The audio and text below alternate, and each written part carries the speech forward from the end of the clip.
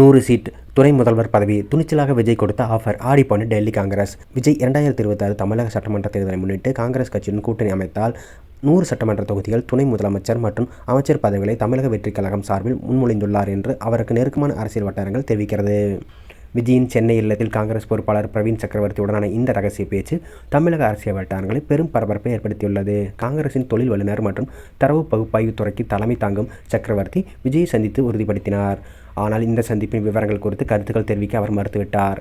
காங்கிரசின் உள்வட்டாரங்களின்படி முன்மொழிவு தமிழக வெற்றிக் கழகம் அதிகாரம் பகிர்வுக்கு தயாராக இருப்பதாக காட்டுகிறது. அதாவது, உங்களுக்கு தேவை ஆட்சியில் பங்கு, அதிகாரத்தில் பங்கு, அதோடு உங்களுக்கு தேவை அதிக சீட்டுகள். நாங்கள் 100 சீட்டுகள் தருகிறோம், அதோடு அமைச்சரவையிலும் இடம் தருகிறோம், துணை முதலமைச்சர் பதவியில் தருகிறோம் என்றும் விஜய் பிரவீன் சக்கரவர்த்தியிடம் கூறியுள்ளாராம்.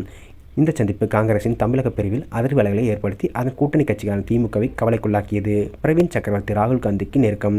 அப்படி இருக்க ராகுல் காந்திக்கு தெரியாமலா இவர் சந்திப்பு நடத்தியிருப்பார்? ராகுல் காந்திக்கு தெரியாமலா விஜய் சந்திப்பு நடந்திருக்கும்? வாய்ப்பே இல்லை என்று திமுக கவலையில் உள்ளதாம். இதற்கு பதிலளிக்கும் விதமாக காங்கிரஸ் மேலிடம் திமுகவுடன் தொகுதி பங்கீடு குறித்து பேச்சுவார்த்தை நடத்த 5 பேர் கொண்ட குழுவை அமைத்துள்ளது. இது தற்போது கூட்டணியில் தங்கள் உறுதியை வெளிப்படுத்தியுள்ளது.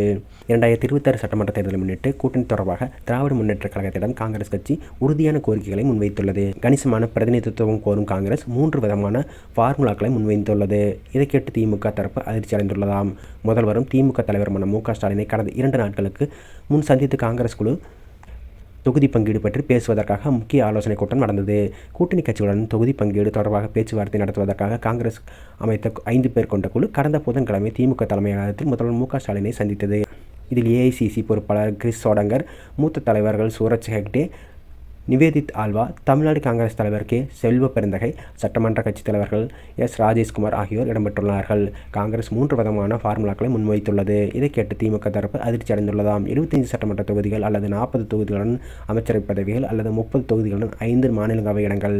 இக்கோரிக்கைகளில் தமிழக அரசியலில் நிலை பெறவும் திமுக கூட்டணியின் மூலம் இதனை இருப்பை பலப்படுத்தவும் காங்கிரஸ் திட்டத்தை வெளிப்படுத்துகிறது. 75 தொகுதிகள் காங்கிரஸை முக்கிய கட்சியாகவும் அல்லது 40 தொகுதிகள் மற்ற அமைச்சரவை பதவிகள் சட்டமன்ற நிர்வாக அதிகாரிகளை சமநிலைப்படுத்தும்.